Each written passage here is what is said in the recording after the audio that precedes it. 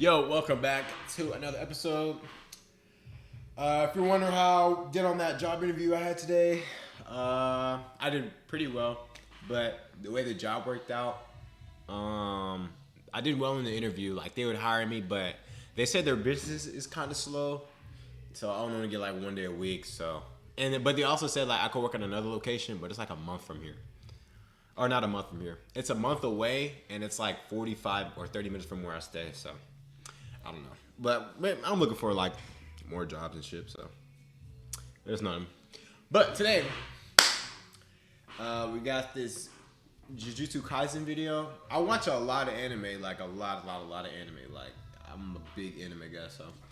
We're gonna watch a video on Gojo Satoru by Sage Rain. Sage Rain, actually been watching Sage Rain for a while now, but I haven't seen this video, and he makes really good videos. Like the videos he plays, his voiceover, the overall mood is pretty nice. Yeah, he does great video essays, so I'm pretty excited to get started in this one. Oh, also, my parents is getting jiggy downstairs, bro. It's one of those nights, where your mom and them sing like soulful music and shit. So, and this doesn't happen often, but so if you hear that, my bad. If you don't, cool. But yeah, let's get into it. I'm super excited, and yeah.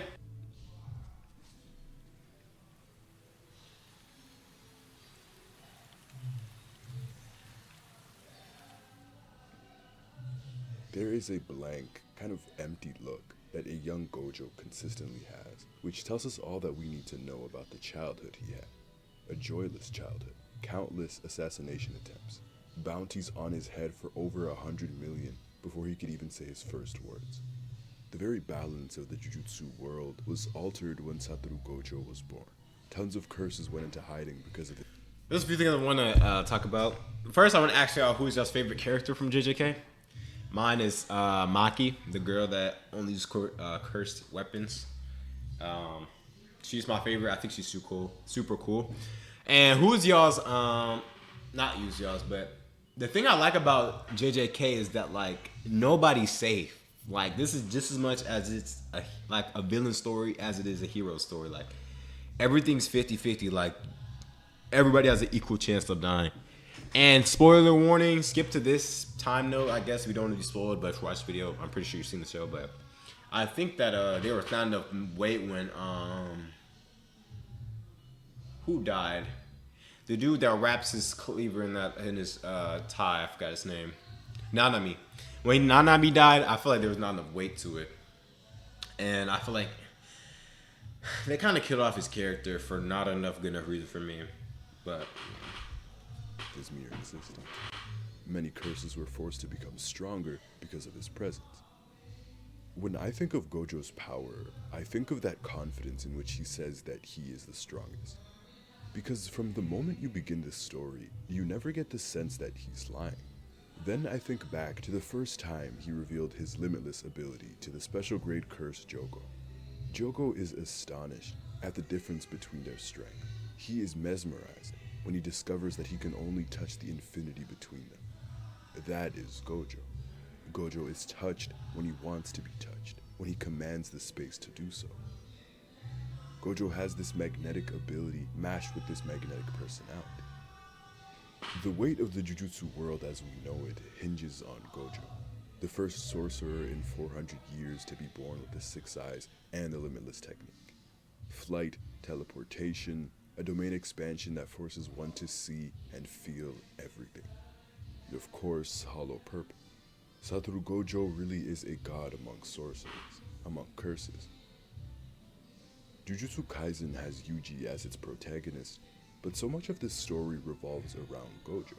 Nobody can do anything without wondering where Gojo is or how his potential presence will affect any situation. The higher-ups of the Jujutsu world, this conservative faction, was also impacted nearly 30 years before the start of this series by the birth of this child. Being a part of one of the big 3 families meant immediate enrollment into Jujutsu High, and being a young prodigy, being essentially the chosen one, gave Gojo a massive burden to carry at such a young age. Gojo was assigned to missions that would have tremendous ramifications for the future of the Jujutsu world at 15, 16 years old. The most dangerous missions weren't going to his superiors, They weren't going to adults, no, they were going to this child. People like Tengen were asking specifically for him, simply because Gojo inherited these abilities meant that. Let's say if y'all were in an anime world, would y'all want to be the strongest? Like, would y'all want to be like Madara or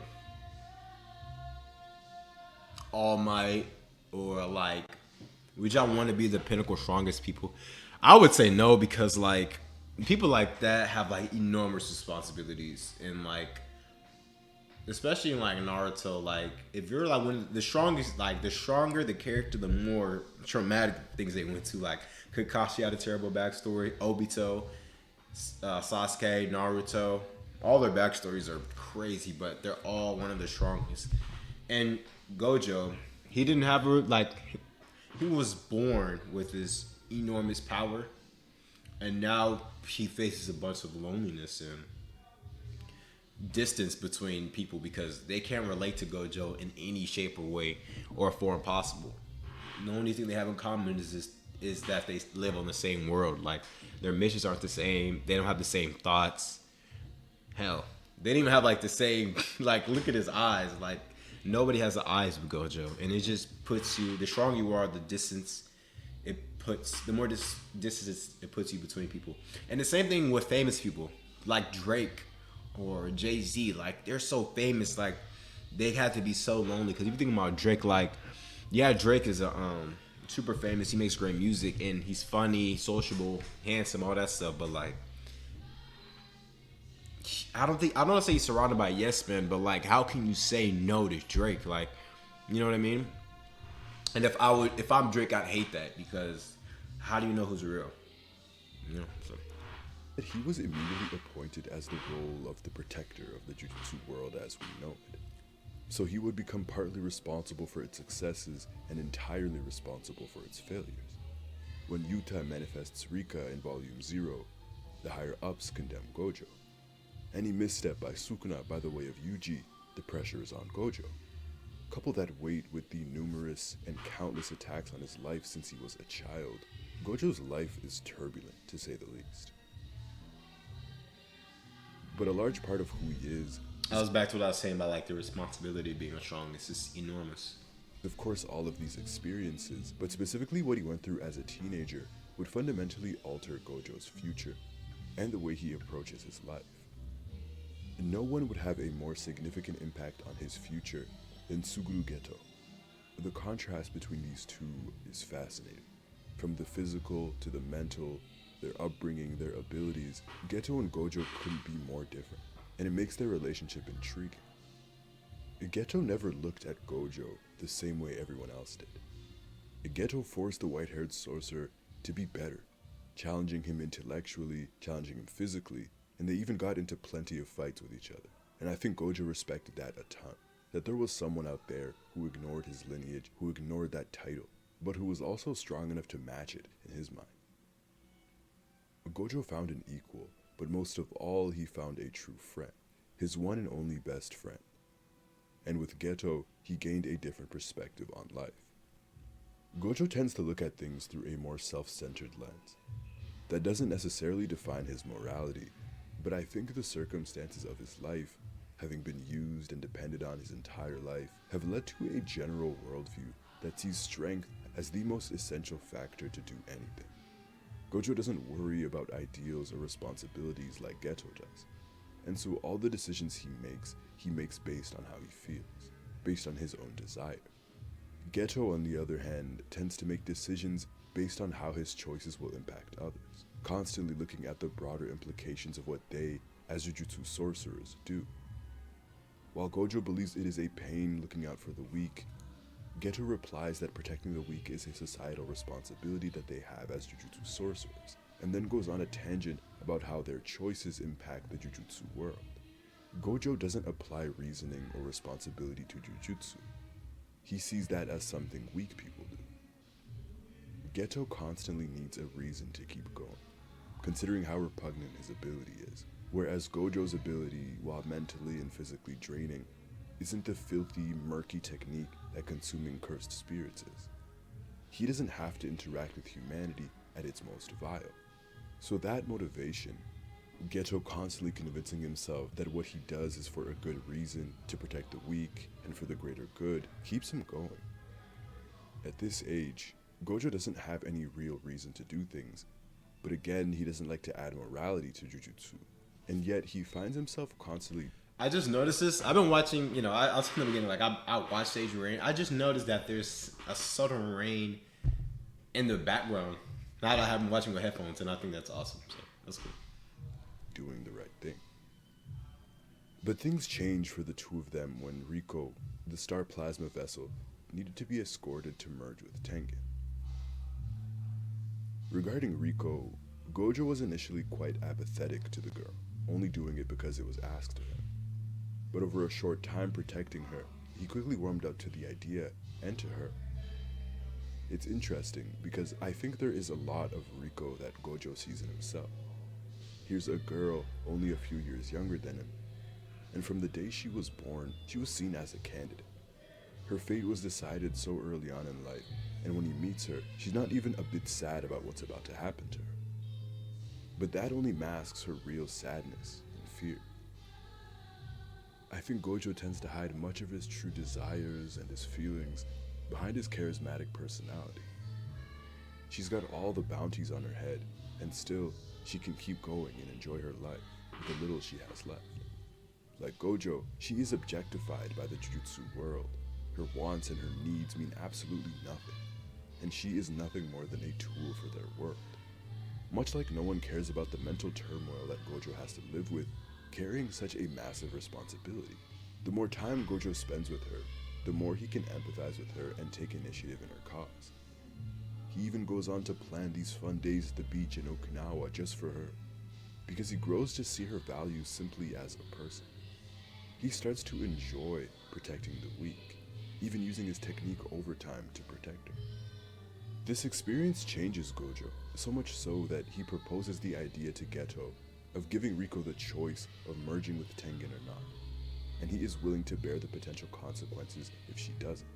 Past the mission, past what has been assigned to them. Here we see Gojo's morality. This mission becomes a very personal one to him. Sure, he might be a self-centered individual, but Gojo cares a lot about people. He cares about this girl's autonomy, willing to even fight Tengen if it comes down to it. The two of them did all of this for some girl that Gojo couldn't even care about when this all began.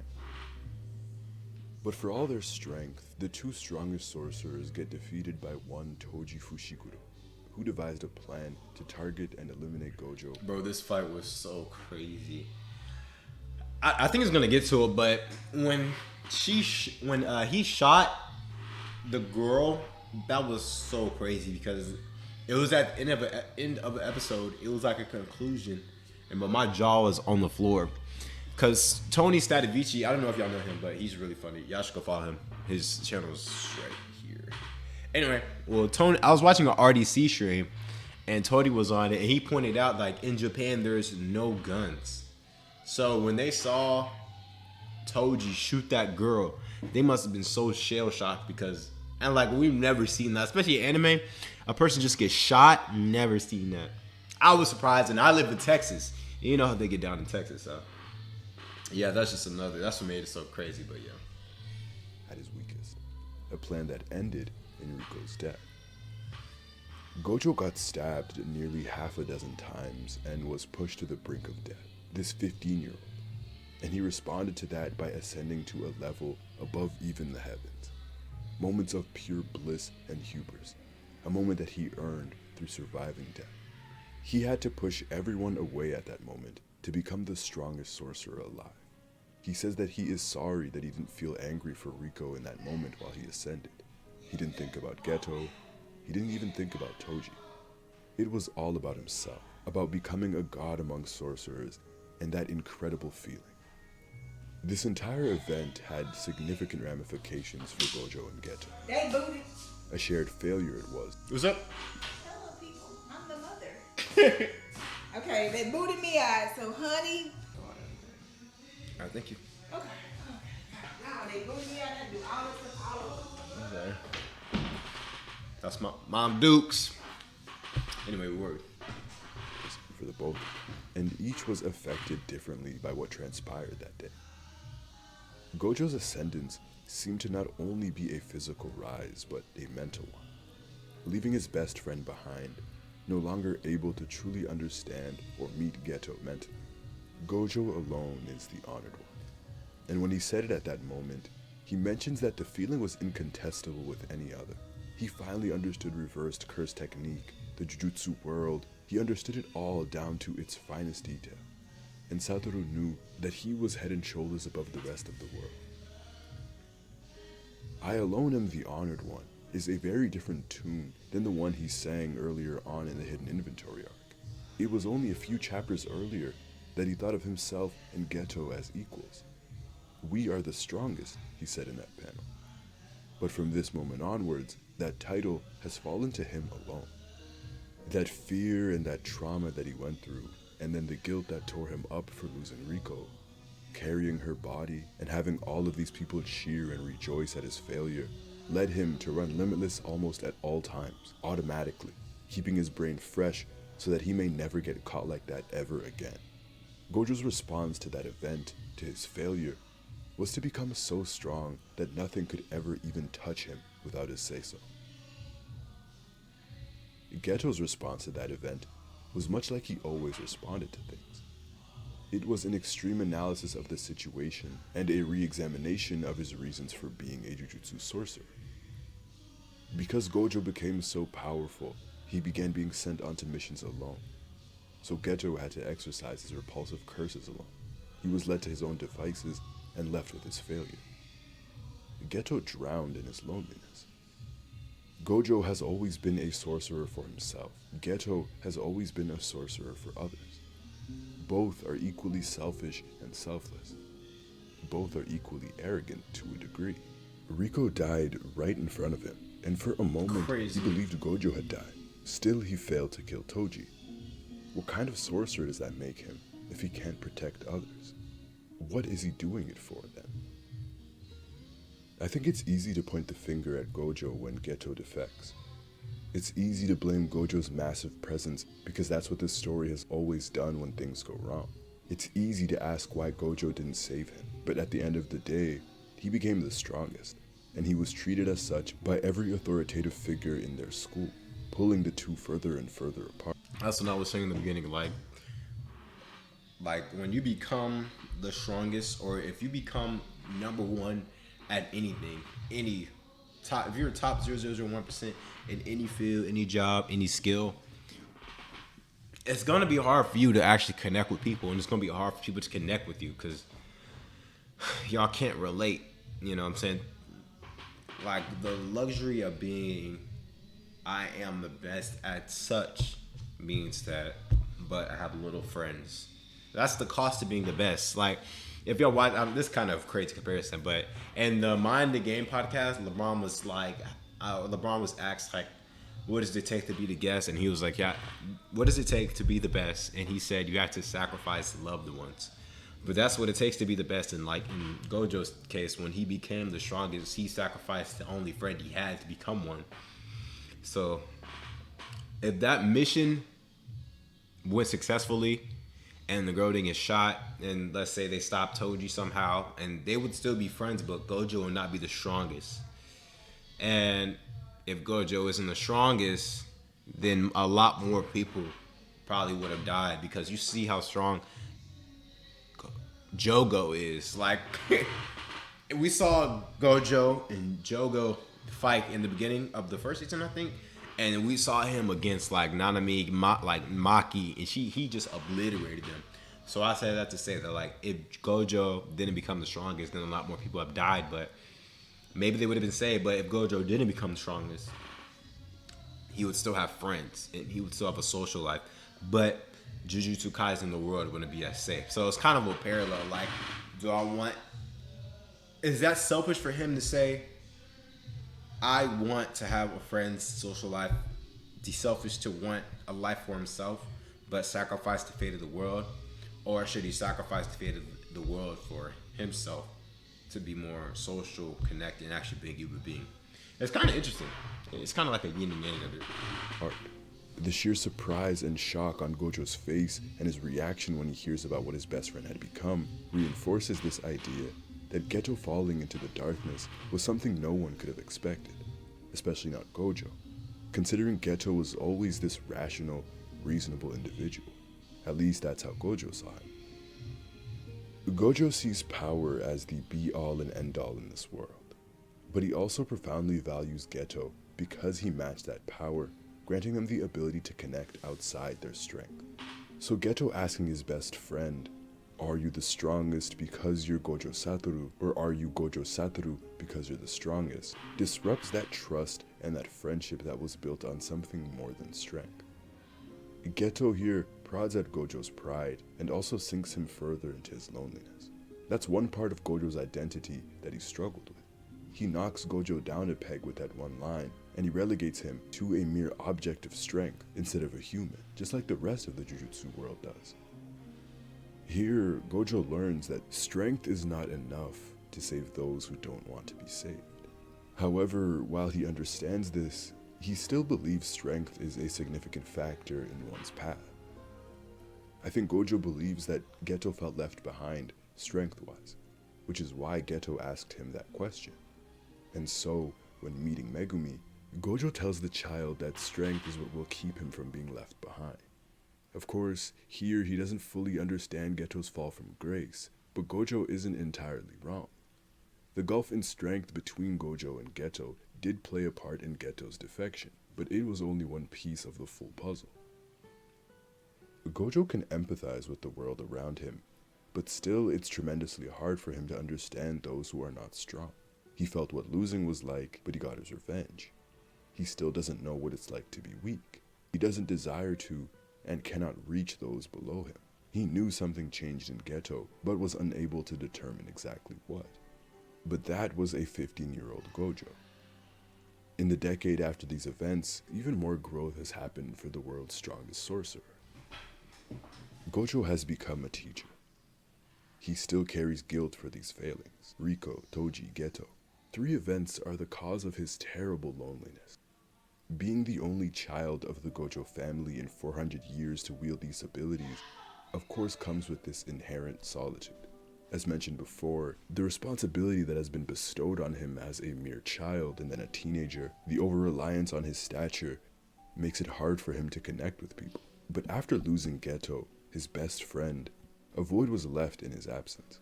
Sure, Gojo has allies, but he still feels lonely at the top. No one can relate to the weight he has to bear and to the responsibilities he holds. That's what I Geto said. could once. Now there is no one. And that's what it means to be the strongest. And that loss ultimately becomes the catalyst for what he does and for his philosophy. Gojo wants to nurture powerful allies, the powerful next generation, in order to change the system that has made him experience such terrible loneliness. Not only for him, but for Geto too. After a decade, he clearly understands that loneliness led Geto astray. The loneliness was simply too much.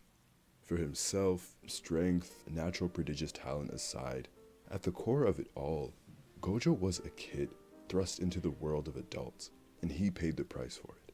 He feels responsible for these losses because he's always been responsible.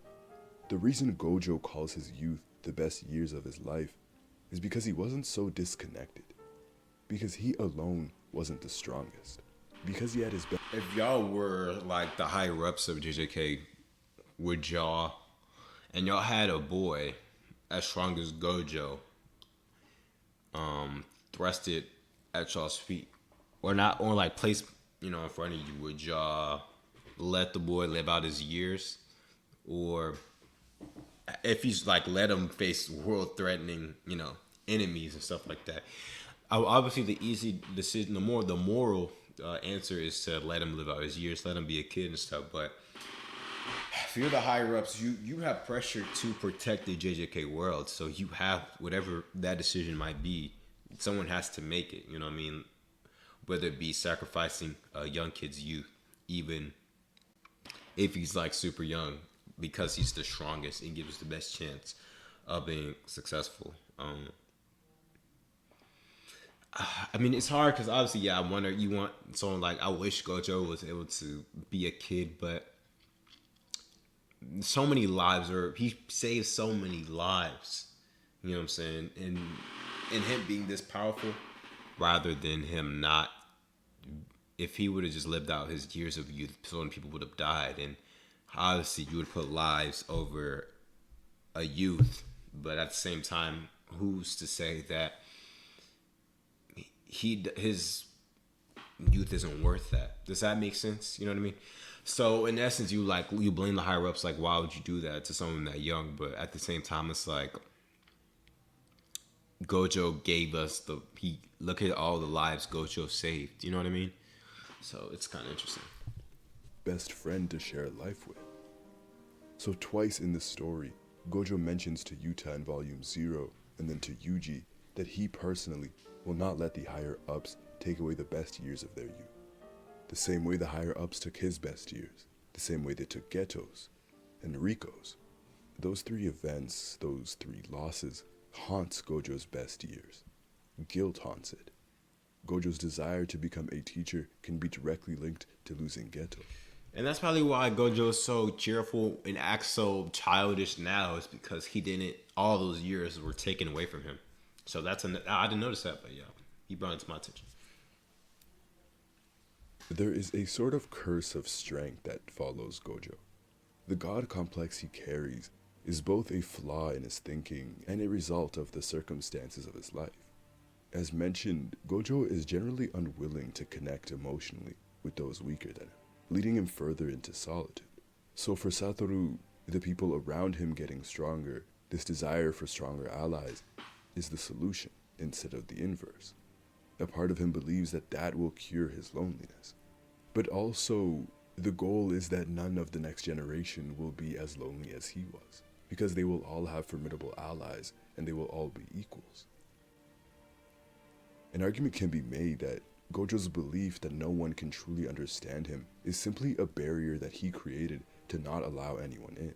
It's a deliberate choice that he made to separate and isolate himself instead of trying to make the effort to become understood and to form these great connections.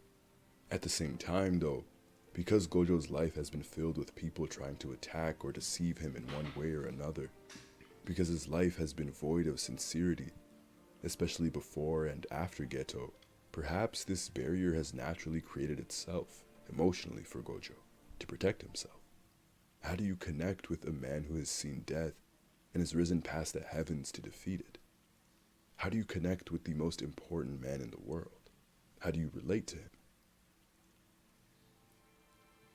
But all of their problems, all of it begins with the fundamental flaws of the Jujutsu world. The old guard, the conservative faction, the higher ups who are desperate to maintain the current system that they live in. So many of their problems have been systemic in this series. And changing the crappy system, as he calls it, is Gojo's initial motivation that we are introduced to when this series begins. The higher ups are all idiots, he says. Their failures are as clear as day in this series. We look at how much weight they put into one's lineage, the power these big three families hold, the fact that they send out teenagers to do their bidding, the desire to execute anyone, mainly children, out of fear of their abilities instead of trying to harness them, use them for good. We also have to talk about the literal trading of children. And of course, the over-reliance on Gojo and strength as a whole. Their fear is understandable, but it causes stagnation in Jujutsu sorcerers and their development.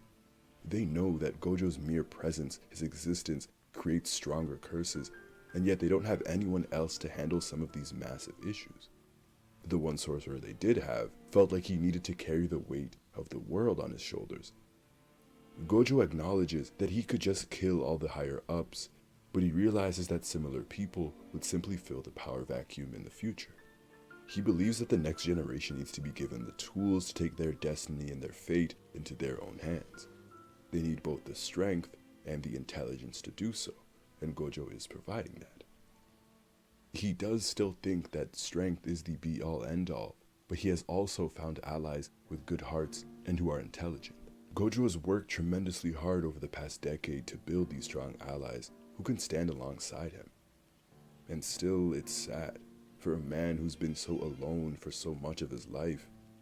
When the allies he dreamt of having are now here holding their own, he's locked away in the prison realm, unable to see it. And the very last thing he saw was the one person who could alleviate his loneliness, alive once again. What a cruel joke, right? His reaction animated here makes it so much more heart-wrenching. Gojo knows Geto can't be alive, and yet just hearing his best friend's voice completely froze the sorcerer. Gojo then smiles and reminisces on their time together, his one and only best friend. Gojo and Geto did everything together. Throughout the hidden inventory arc, the two are basically inseparable. Basketball, on the cell phones, the drinks. This is that friendship that Gojo misses in that split second, the companionship he yearns for.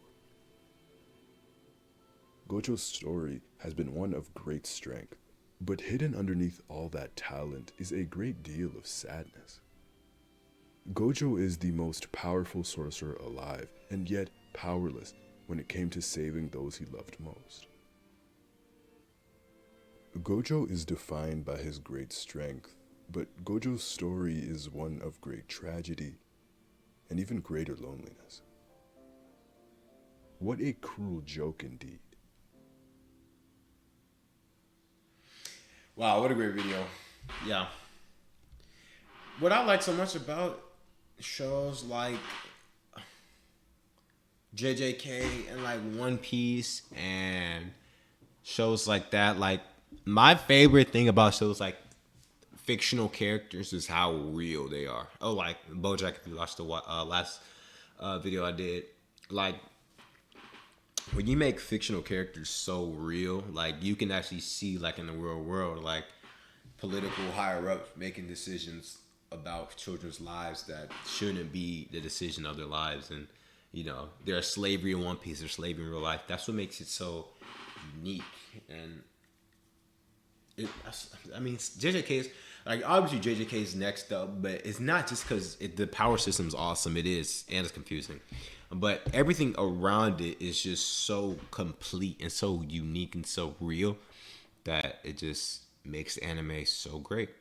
I mean, Naruto had it, the world building, the abandonment, all that, the abandonment, sadness, revenge, greed, happiness. Naruto had it. Dragon Ball didn't really have it, but Dragon Ball was kind of, you know, first of its kind as far as like the power system and classic shonen.